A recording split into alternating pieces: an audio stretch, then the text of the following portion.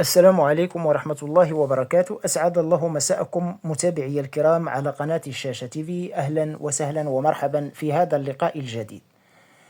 حلاق يجهز على زوج طليقته بمدينة الجديدة. أفادت مصادر لجريدة هيسبريس من الجديدة بأن شابا يمتهن الحلاقة أقدم ليلة الاثنين الثلاثاء على ذبح زوج طليقته المفترضة بواسطة سلاح أبيض، وإصابة الزوجة بجروح تلقت بسببها العلاجات الضرورية في ظروف شكلت موضوع بحث قضائي تمهيدي من قبل الضابطة القضائية.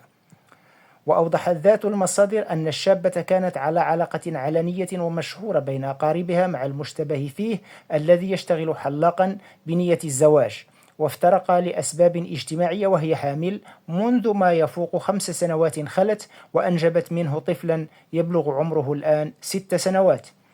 وأضافت المصادر نفسها أن الشابة تعرفت مؤخرا على الشاب العشريني الضحية، وعقدا قرانهما وسط عائلتهما قبل عيد الأضحى، واستقر بمدينة الدار البيضاء بحكم عمل زوجها مساعدا في محطة تابعة لقطاع النقل.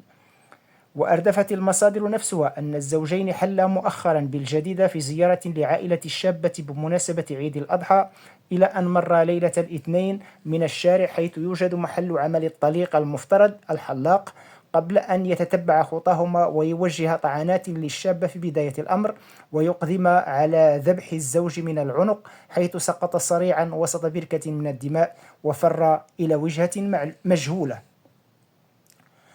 الحادث استنفر عناصر الضابطة القضائية والشرطة التقنية والعلمية وطاقما من ثكنة الوقاية المدنية بإقليم الجديدة، حيث جرت معاينة الواقعة ومسح محيطها ونقل الزوجين إلى المستشفى الإقليمي بالمدينة، حيث تلقت الشابة جميع العلاجات والفحوصات الضرورية وغادرت المؤسسة الاستشفائية في حين فارق زوجها الحياة رغم مجهودات الطاقم الطبي التي لم تصمد أمام خطورة الإصابة.